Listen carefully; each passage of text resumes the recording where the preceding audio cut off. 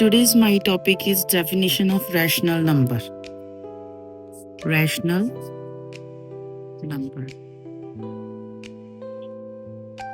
To introduce rational number, first we know what is natural number. Natural numbers are counting number. Counting numbers. Counting number इनको हम लोग denoted करते हैं. Natural numbers denoted by capital N. Example 1, 2, 3, 4, 5. These are natural numbers. Whole number. इसके बाद हमें पता होना चाहिए होल नंबर क्या है. Whole numbers when 0 included in natural number. Natural number और whole numbers को हम डिनोट करते हैं W से. और इसका एग्जांपल में हम लिखेंगे जैसे नेचुरल नंबर 1, 2, 3, 4 था, इसमें 0 इंक्लूड होगी. 0, 1, 2, 3, 4 and 5. इसके बाद हमारे पास है integers. Integers when negative numbers included in whole numbers. Whole numbers. इनको हम integers को डिनोट करते हैं कैपिटल Z से. और एग्जाम्पल हम बोल सकते हैं इंटीजर्स क्या होते हैं. -3, -2, -1, 0, 1, 2, 3. इसके बाद जो डेफिनेशन हमारी है वो है रैशनल नंबर की.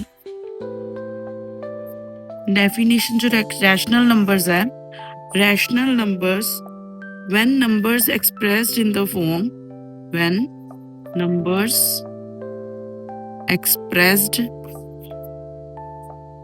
In the form of A upon B, where A and B are integers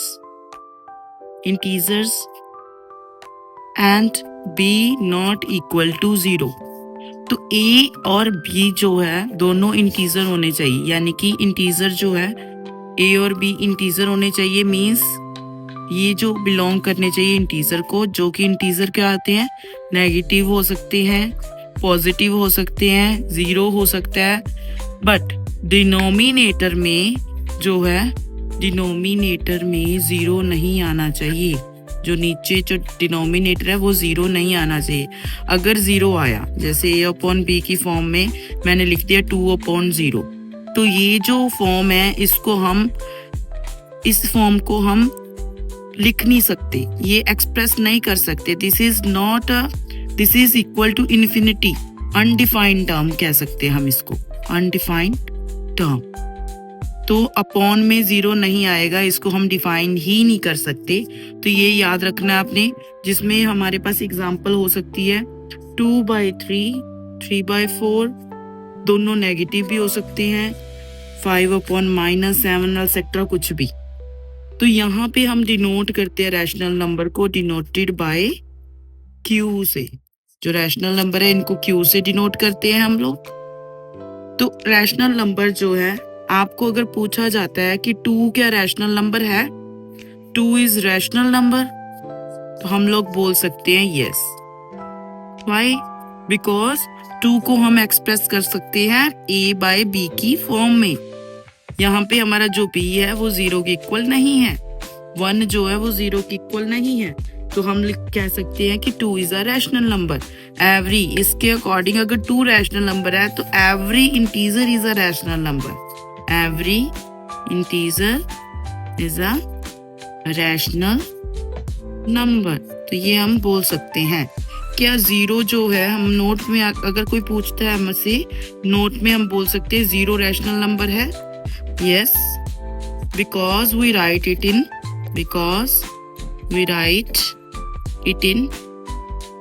P/Q form, A/B form, P/Q form, कुछ भी लिख सकते हो. 0/1 की फॉर्म में आप लिख सकते हो। तो इसका मतलब हमारे पास जो 0 है वो रैशनल नंबर है। तो यहाँ से हम लोगों का रैशनल नंबर क्लियर होता है कि जिस फॉर्म कोई भी नंबर है उसको हम a/b की फॉर्म में लिख सकते हैं, वो हमारा रैशनल नंबर है। बट एक इसमें जो हमारी मेन बात तो है वो है b नॉट इक्वल टू 0। इसे याद में रखना है। तो ये है हमारी डेफिनेशन ऑफ रैशनल नंबर। तो रैशनल नंबर जो होते हैं ये नेगेटिव और पॉजिटिव दोनों होते हैं। ठीक है जी, positive and negative rational number. अगर तो पॉजिटिव है, पॉजिटिव अगर both numerator and denominator are positive, अगर दोनों ही पॉजिटिव हैं, या फिर both are negative, both are negative. For example में हम लोग कह सकते हैं या तो 3/4 हो या दोनों ही नेगेटिव में हो। तो ये हो गया पॉजिटिव रैशनल नंबर, ये हो गया हमारे पॉजिटिव रैशनल नंबर। और negative rational number, negative rational number कौन से होते हैं भाई?